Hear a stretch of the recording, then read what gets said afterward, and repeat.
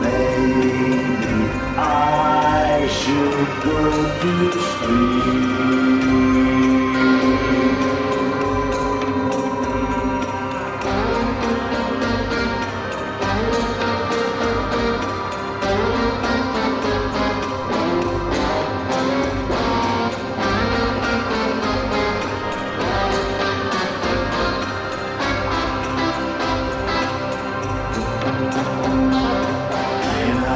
See my baby, she was in a nightgown. When I went to see my baby, she was on the ground.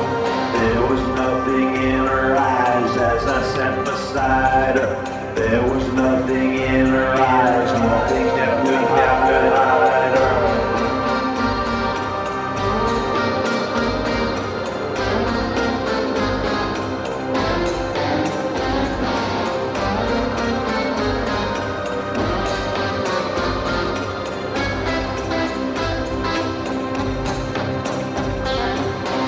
Singing in her sleep and she was singing sad. She was singing in her sleep and she was looking at me. There was something in her voice, something that was missing. There was something in her voice, something I was sensing.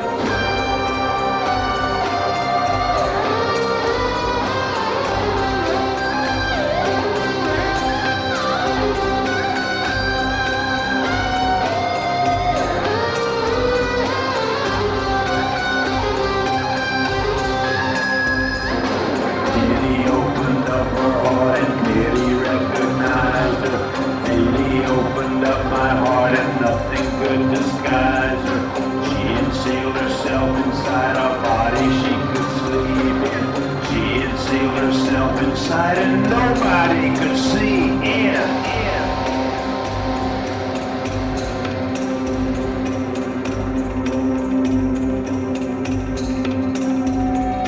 Love is just a little lamb looking for a hunk of ham. Love is just a lonely lamb looking for a hunk of ham.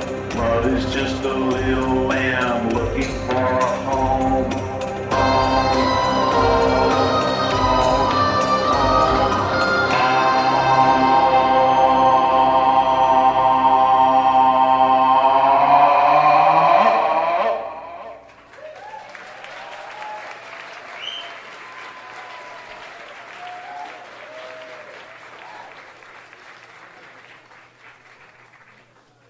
Hi, everybody.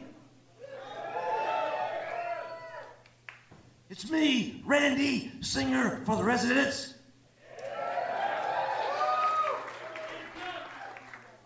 And over here, we have my good friend Chuck on keyboards.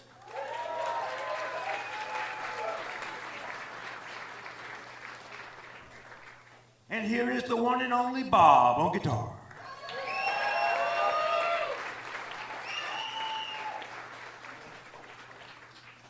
Okay, so I'm sure all of our longtime fans out there remember that there were always four of us.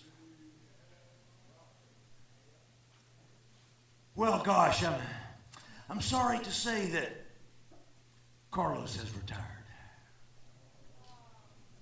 After almost 40 years in the music business, Carlos decided that the rock and roll lifestyle just wasn't for him. So, Carlos went back to Guadalajara and he's taking care of his sick mom now. But you're still in our hearts, buddy. You're still in our hearts. We miss you, Carlos.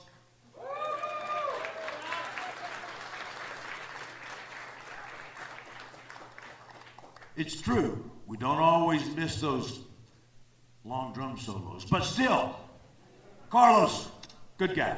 All right, so now, we wanted to invite all of you people into our little living room here, so we can play a few songs for you and tell you a few stories. Now, some of these stories are kind of spooky, so get ready. Here just the first one. It's called The Talking Light. Uh-oh. Catch it. Uh-oh. Uh-oh. Uh-oh. Uh-oh.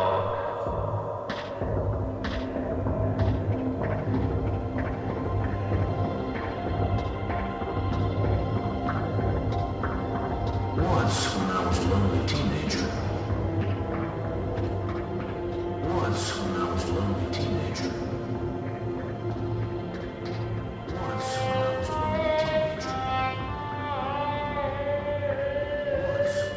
lonely teenager.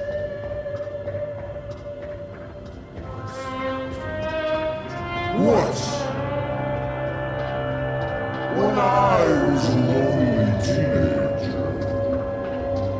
Once, when I was a lonely teenager. Once, when I was a lonely teenager. Once, when I was a lonely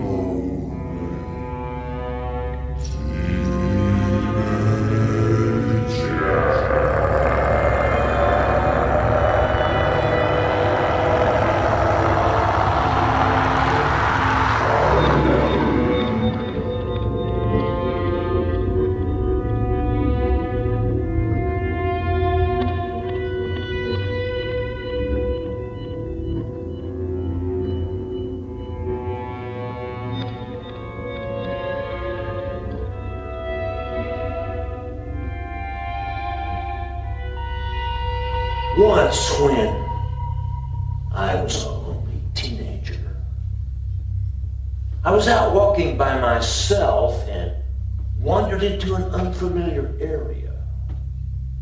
The land was badly eroded, and as I looked up a small ravine, I saw a little cottage that appeared to be deserted.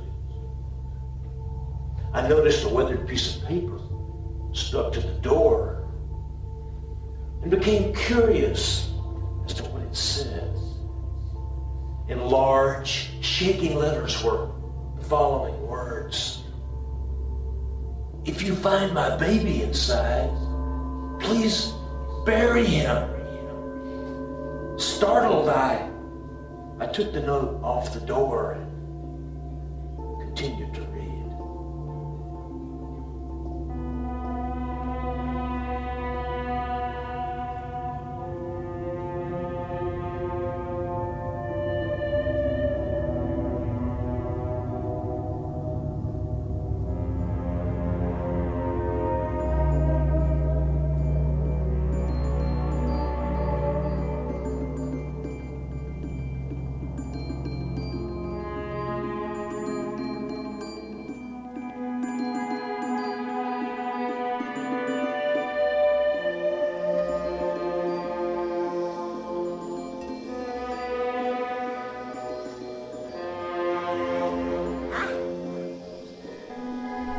Cannot stay here no more.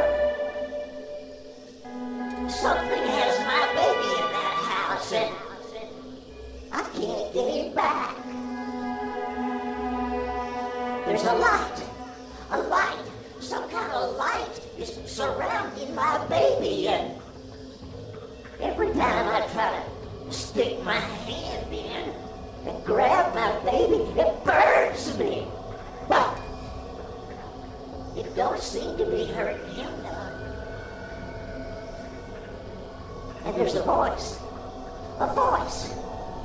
is coming out of the light, and it says, "Find the ring, find the ring." I looked everywhere.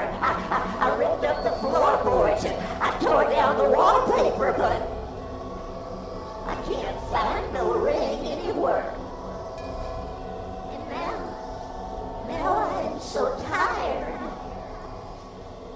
I don't know what to do except go and look for help, but I might not be able to make it back to my poor baby. Oh, dear God, help us.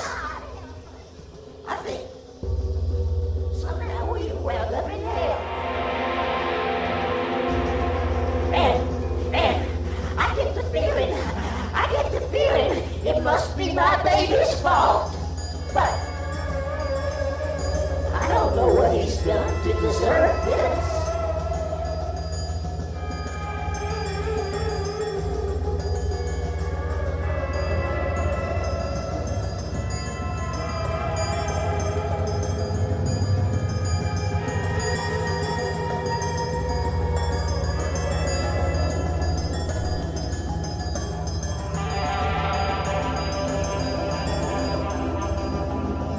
Lost in a light.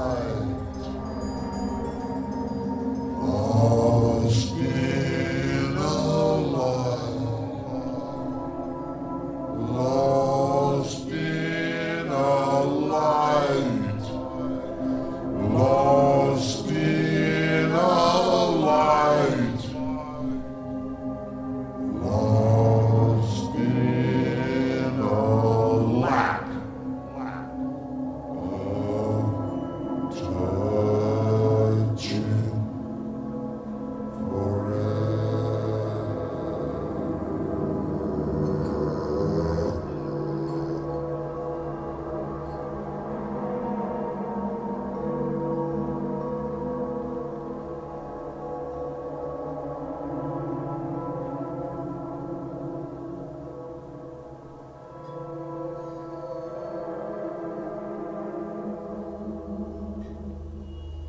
Except for a small area around the baby bassinet in the center of the room, the interior of the shack was total chaos.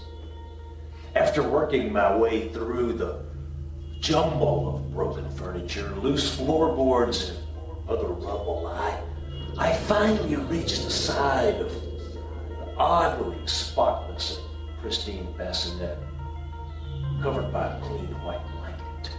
Filled with apprehension, I removed the cover, revealing the perfectly formed skeleton of a baby, clutching a wedding ring in its right hand.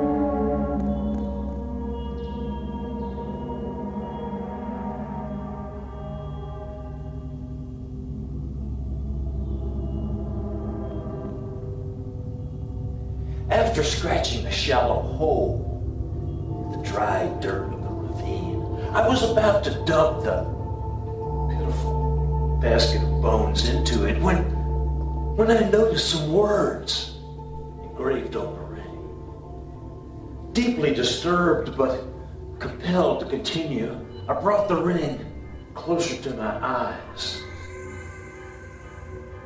and made out the words, "A mother's love erases rages. A mother's rage erases what the rest was scratched out. Overwhelmed by feelings of fear, disgust, and confusion, I threw the ring and the baby skeleton into the hole. I quickly covered them with dirt and ran home. No one has ever believed my story.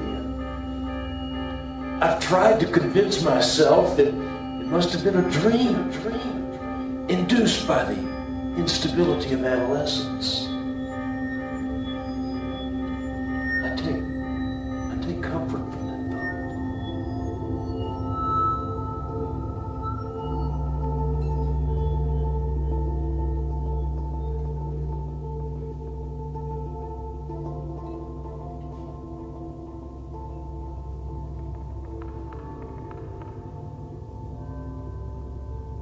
Lost in a lie. Lost in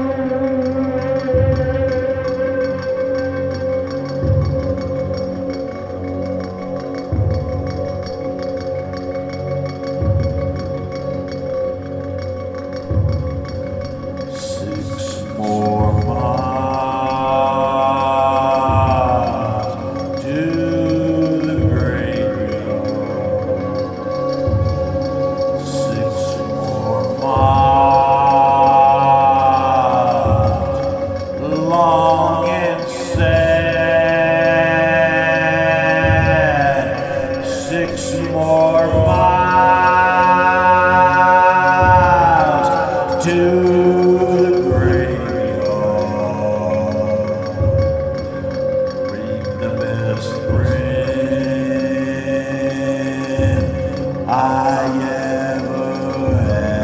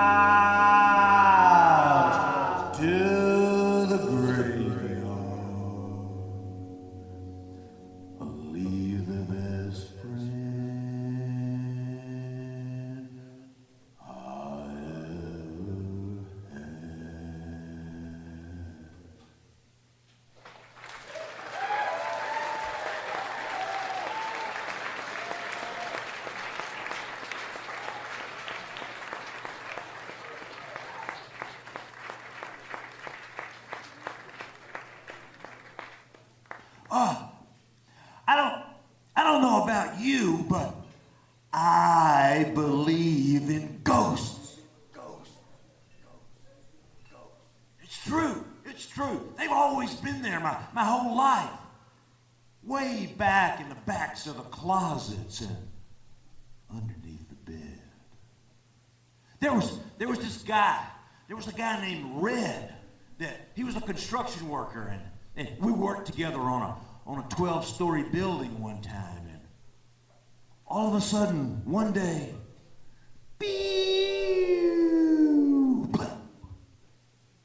Red fell off the building. And I found his body all rearranged in a weird kind of a way. And from that time on, whenever I went up somewhere really high, like the edge of the Grand Canyon or top of the Dubai Tower, Redwood, he would suddenly appear, and he would talk to me in this really sweet, soothing voice and try to get me to jump. And then there was another time when I was stuck in quicksand in Crossett, Arkansas, and this big, giant, glowing ball just came down and it landed right on top of my head. And inside of this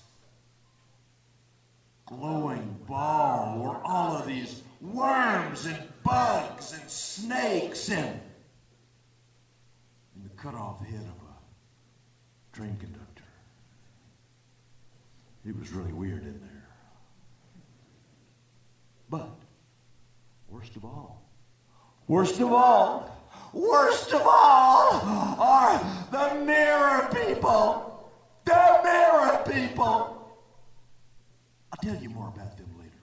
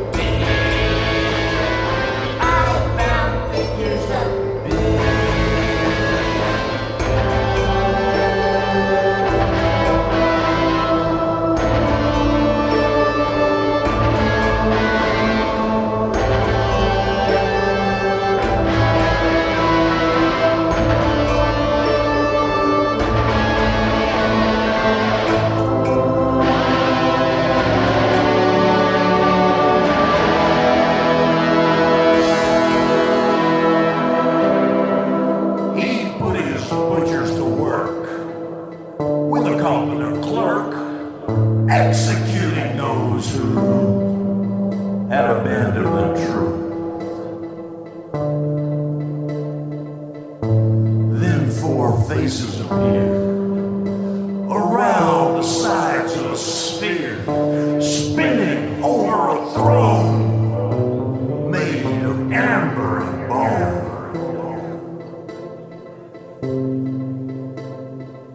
The ball was covered with eyes.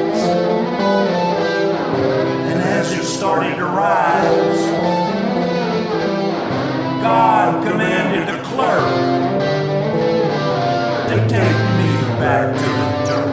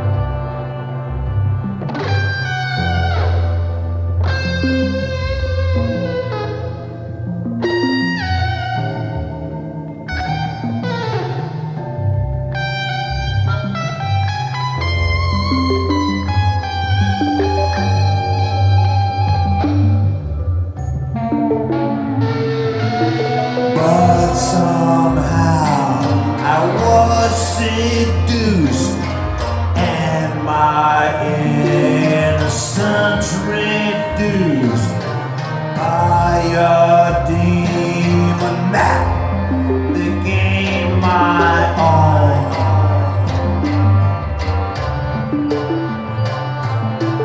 Knowing I followed it, I took the hook and swallowed it till I found a dance in my heart.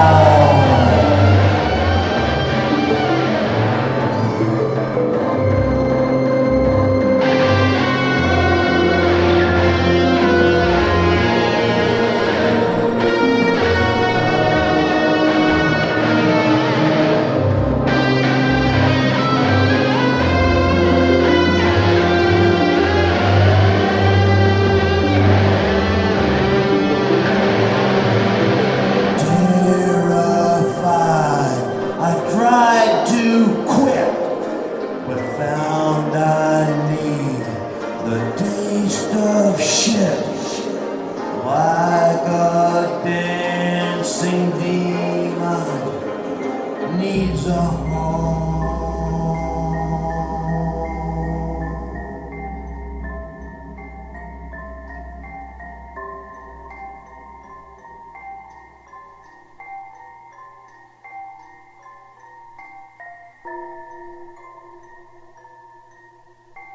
I had hoped to fill my years with more than melancholy tears, but the demon makes me dance alone.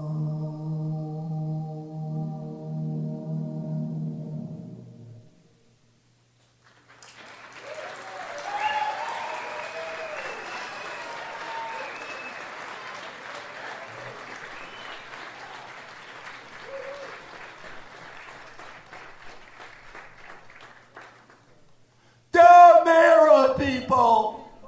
The mirror people! Oh, you know, I always knew about the mirror people.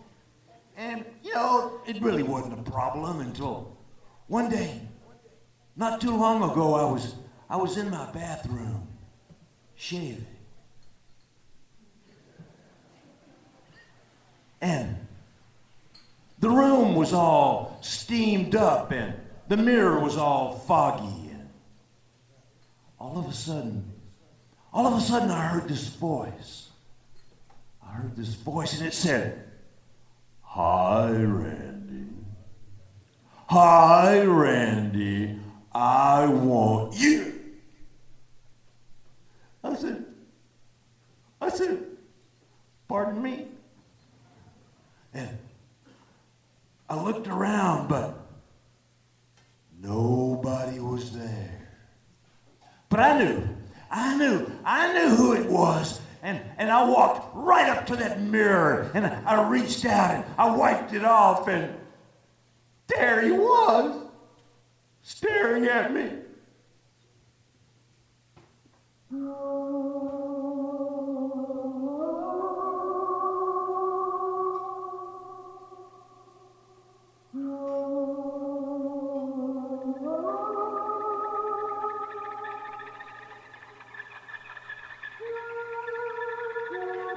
People say you can only see ghosts through the corner of your eye, but it's not true. I've seen the ghost of my wife right in front of me. The first time, it was not too long after I killed her.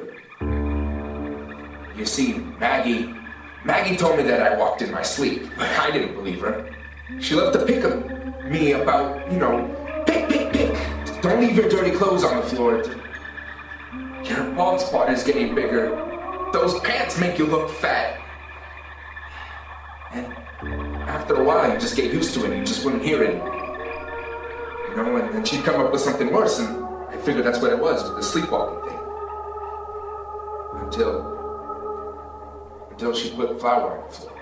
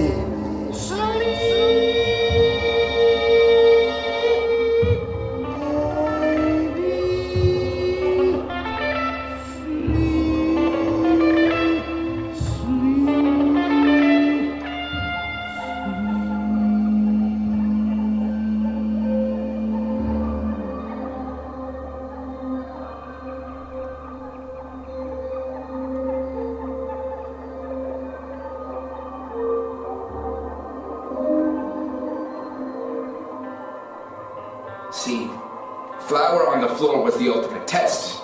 If we woke up the next morning, there were footprints in the flour and my feet were white, then it was absolute proof. So we did. And they were white. That is, I hated it. He was so fucking arrogant. So I refused to believe it. And I accused her of faking the whole thing, and I made up my own test. I made Maggie sleep on the couch, and I slept in the bedroom by myself, and I locked the doors, and I sprinkled flour on the floor. And if I woke up the next morning and there were footprints in the flour and my feet were white, then it was undeniable. Sleepwalking was the only explanation. The next day I woke up early feeling oddly refreshed and excited until I saw the footprints. My undeniable white feet. Dejected, I unlocked the bedroom door and followed the footprints into the kitchen. And there was Maggie, lying there with a butcher knife in her chest.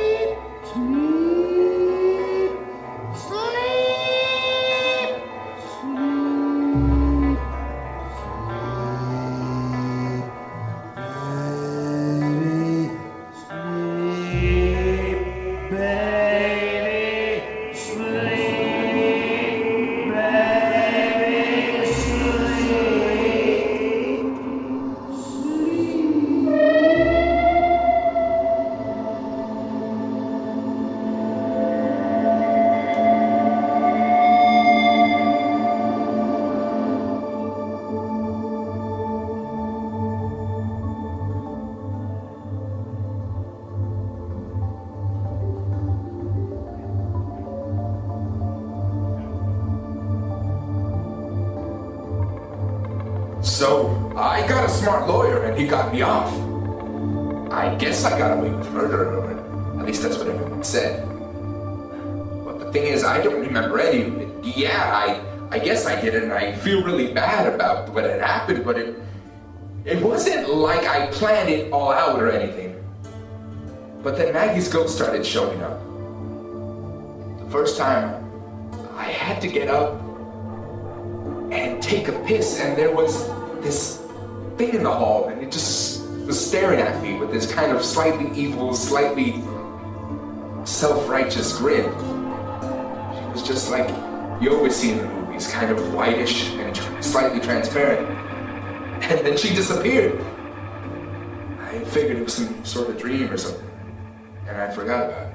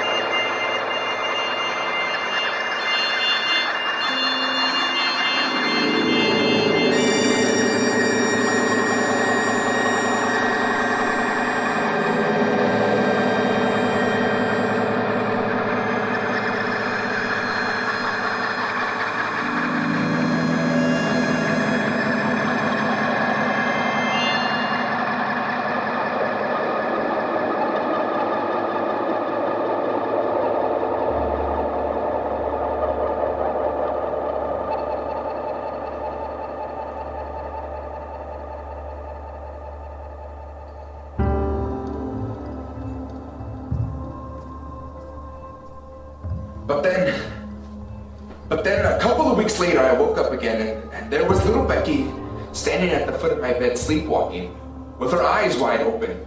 It was spooky as hell. I picked her up and put her back in her room, but then it happened again. This time I could hear her.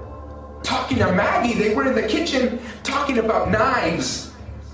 Maggie was telling Becky how to hold the knife and which ones were the sharpest and exactly where to cut and stab the eyes, the arteries, and vital organs. I ran into the room and of course, the ghost disappeared, leaving little Becky standing there, and I locked her in her room. When I asked her about it the next day, she couldn't remember a thing.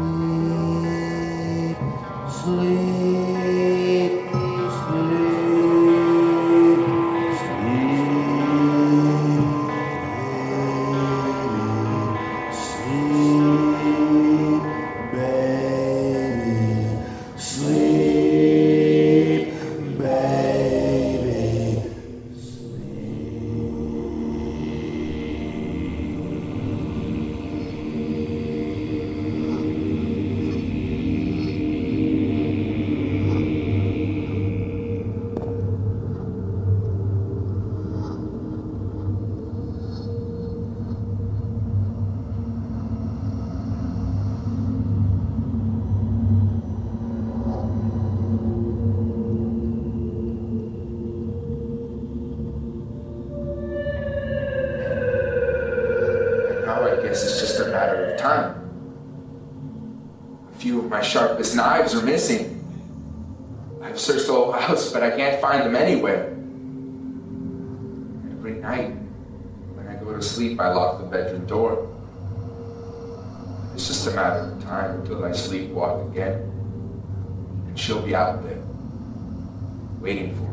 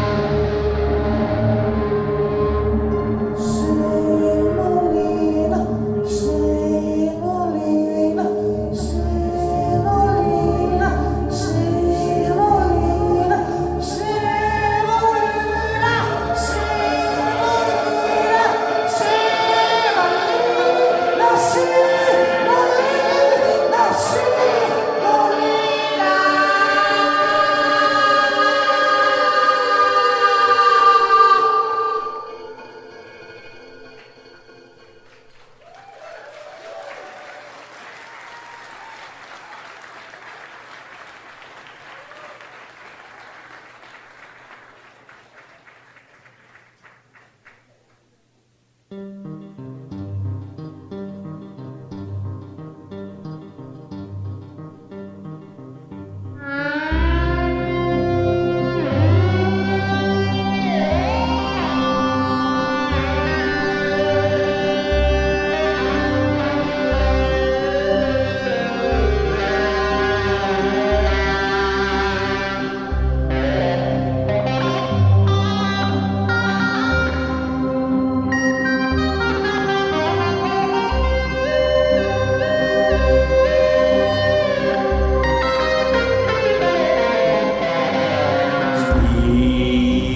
said little Ted was dead.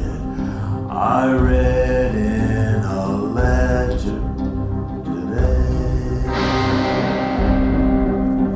The same for Monica's monkey, she said.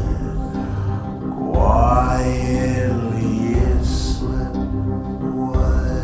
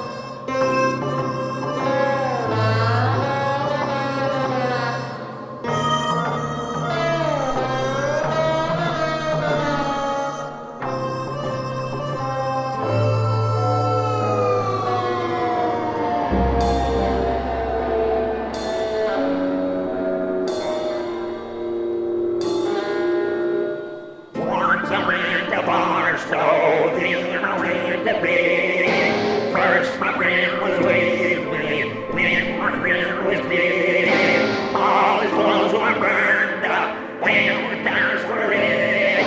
After all we've been through, what more can be done?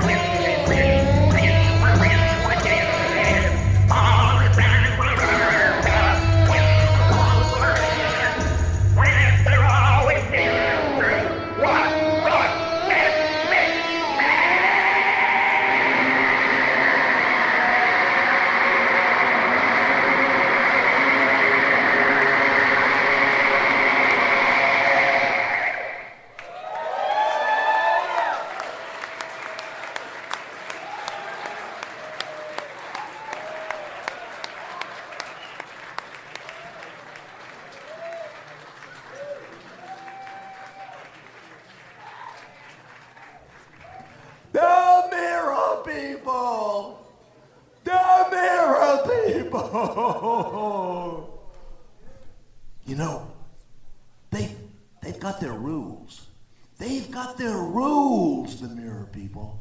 If you walk right up to the mirror and you look straight into it,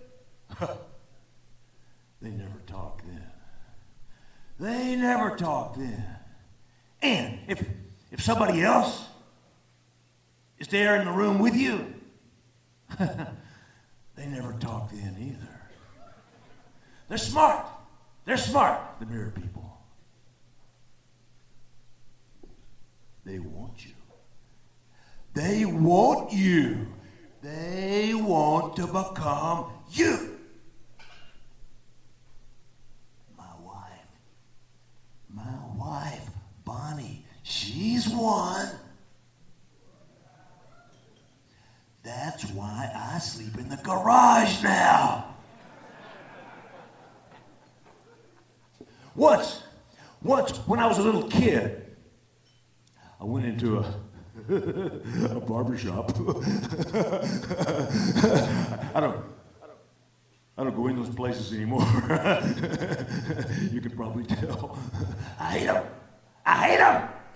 But when I was a little kid, I went in this barber shop and I sat down in that big chair and I looked all around, all of those mirrors. I got so scared, I just jumped. And it made the barber stab himself in the cheek with his scissors. After that, my mom always cut my hair.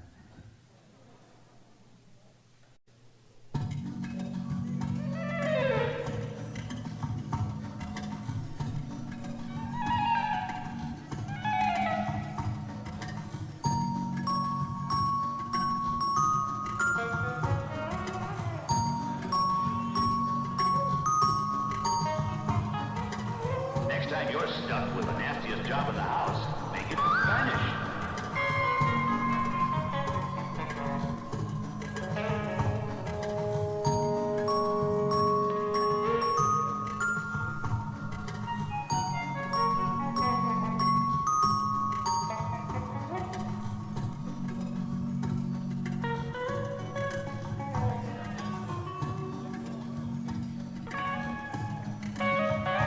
The unseen sister objects. The unseen sister protects. The unseen sister expected nothing from life. And so she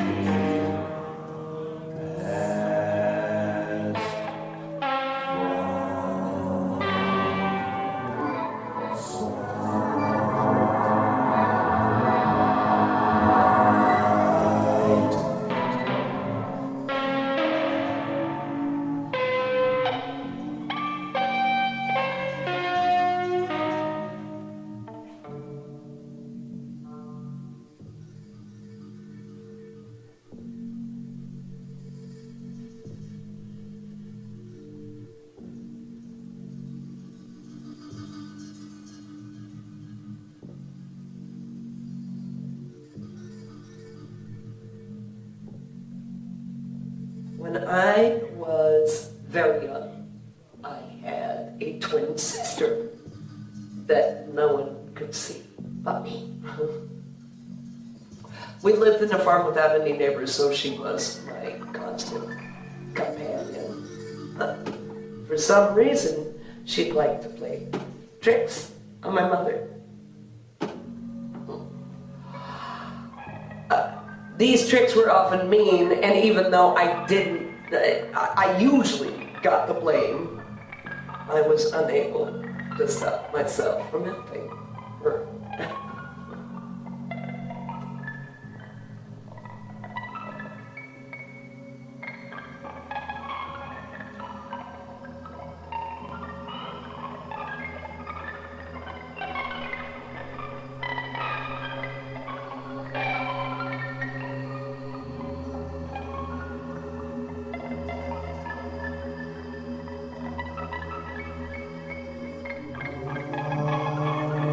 unseen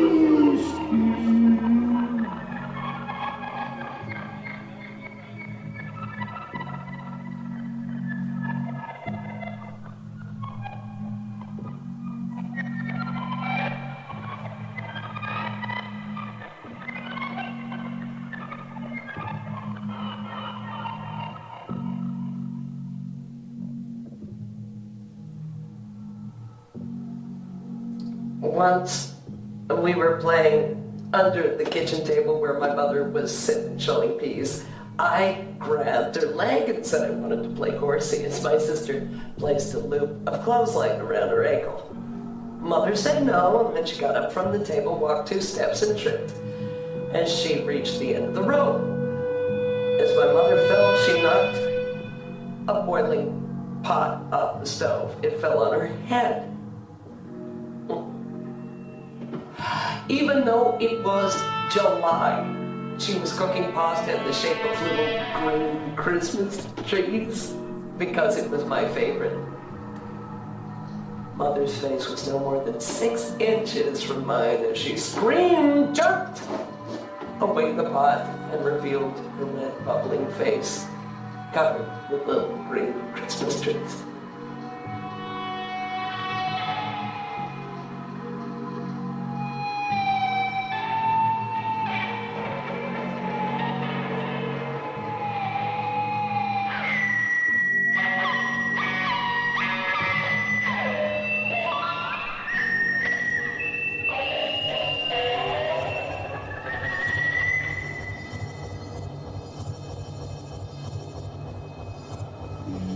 Unseen sister objects.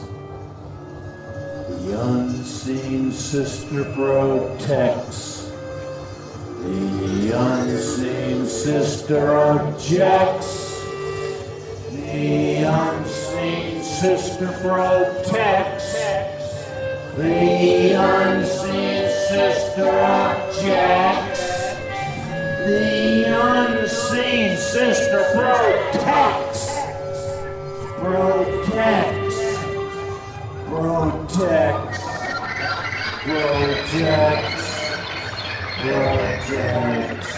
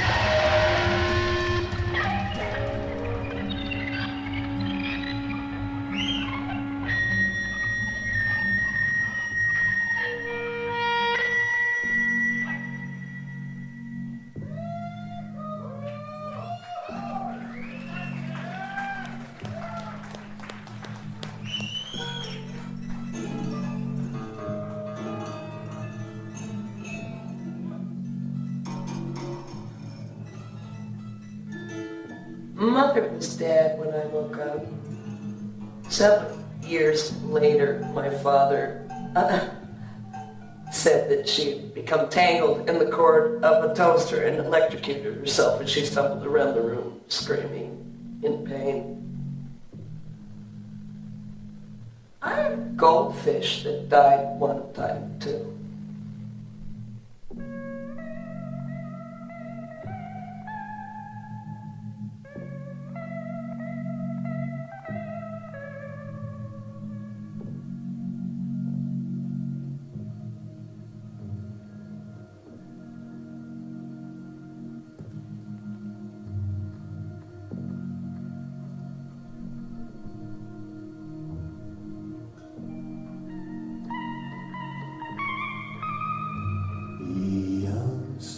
Sister objects. The unseen sister protects. The unseen sister expected nothing from life, and so she passed wrong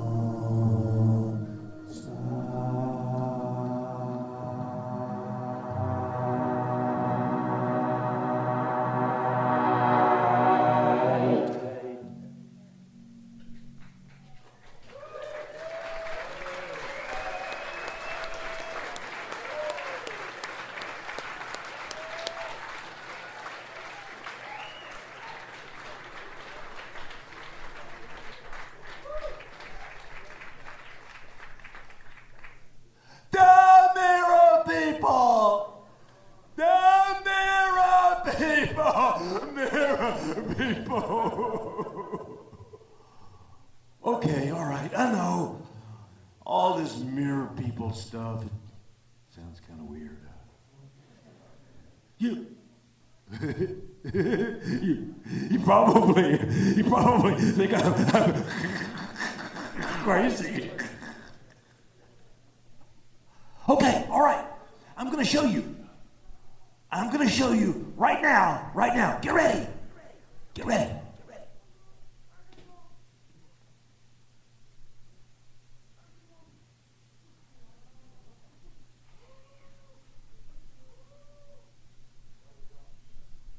It's a mirror. Mirror on the front. Mirror on the back. Okay, so, all right, get ready. Now, I think you people back there in the back, I think you're okay. But, you guys down here, well, good luck. But I'm gonna look right in this mirror from like 3 inches away. And I'm kind of scared. Okay, get ready, get ready. Here goes, here goes.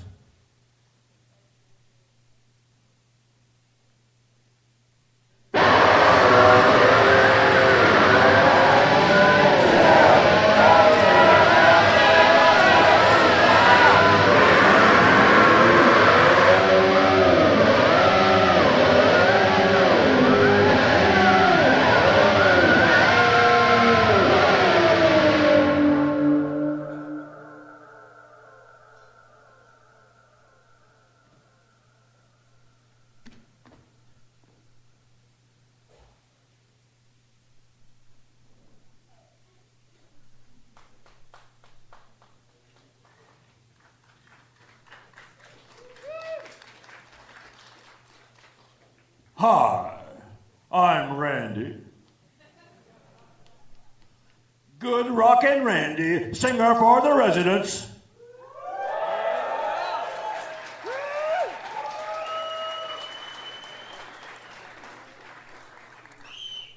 And over here we have the fabulous Chuck on keyboards.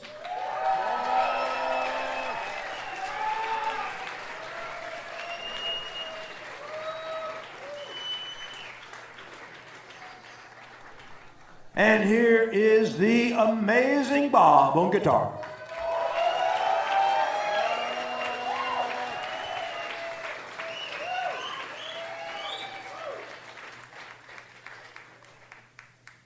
Fuck Carlos.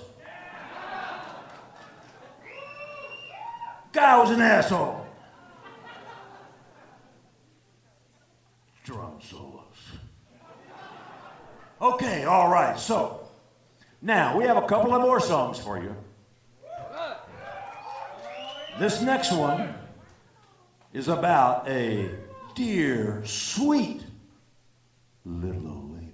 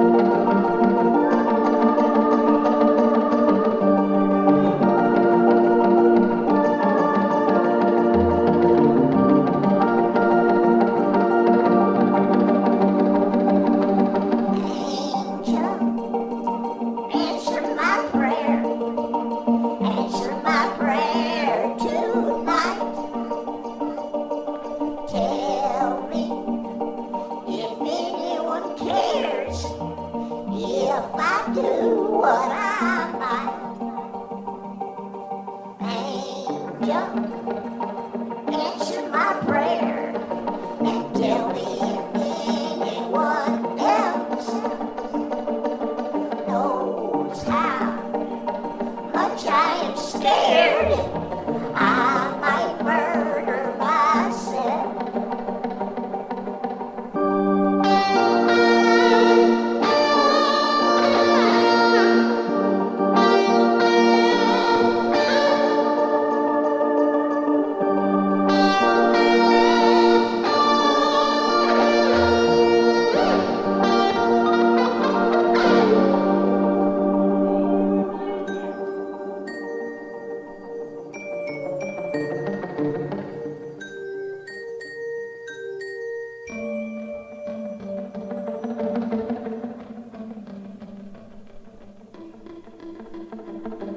My plants.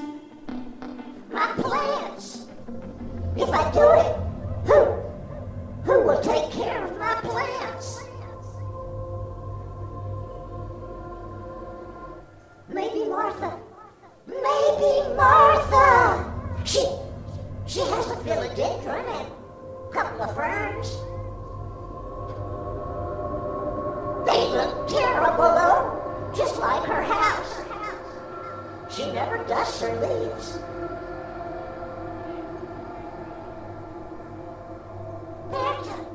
Berta, what about Berta? Berta's been married 3 times. How could she possibly take care of orchids? And if I do it, how long would it be before they noticed? Weeks, months. And all that time, my poor orchids being eaten by those aphids! I know why they ignore me. It was a long time ago, but they still hold it against me. He was old, poor thing. He could barely hop around anymore. Somebody had to do it. Somebody had to.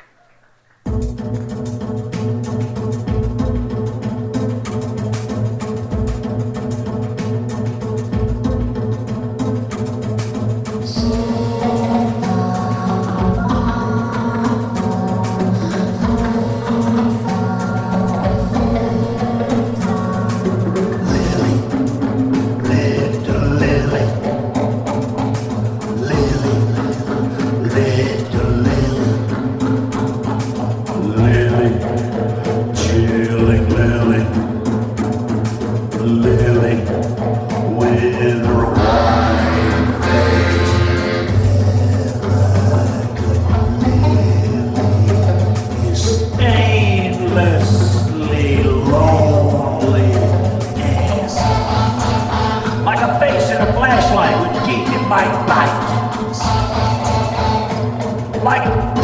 rolling snake eyes in the headlights at night. Like a corpse in the sunshine, her eyes in a fight.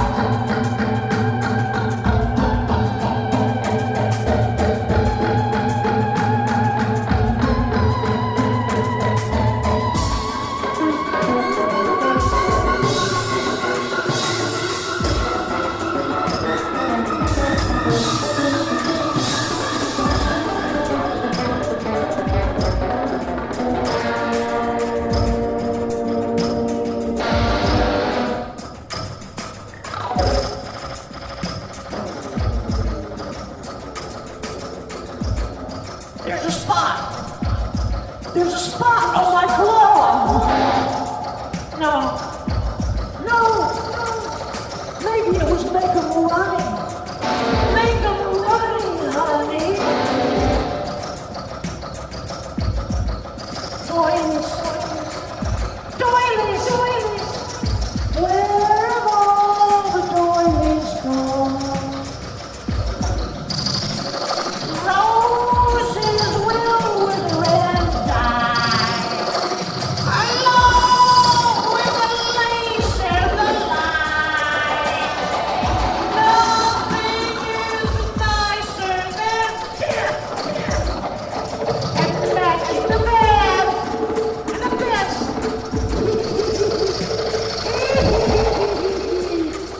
He hated me. He hated me. And hates hot. I hate white. I'll not even have to stain for him. Not even a stain on the memory will come to.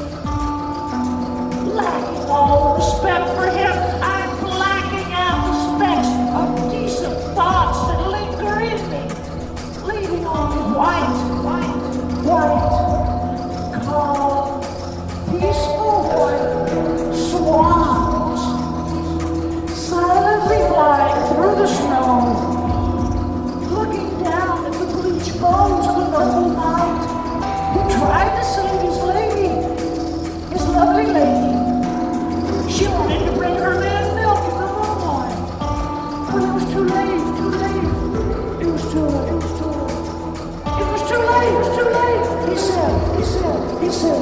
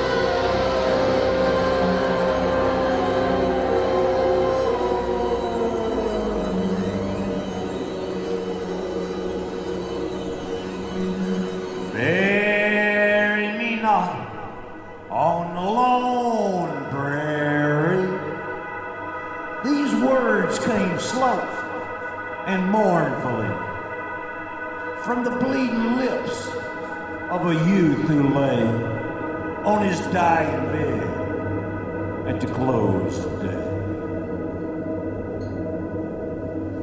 Darkness hovered above his head as the shadows of death grew thick like lead. He thought of his home and his family that night as the cowboys gathered to watch him die.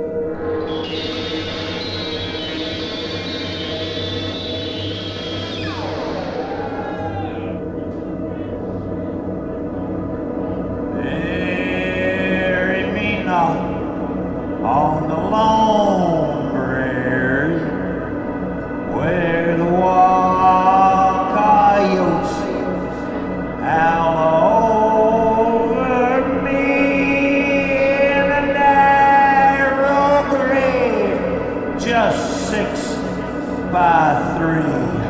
Oh, bury me not on the lone prairie.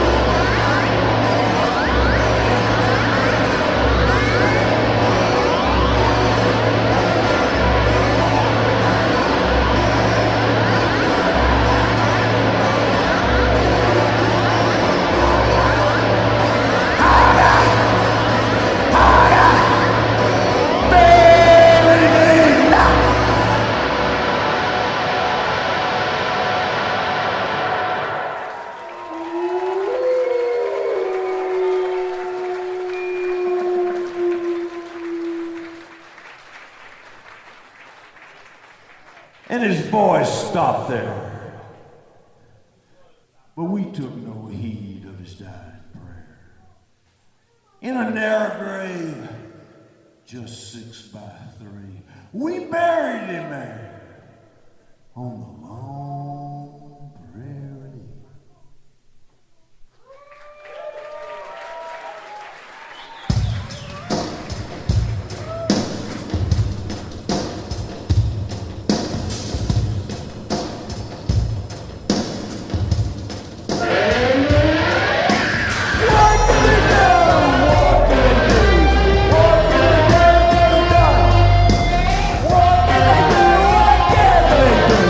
What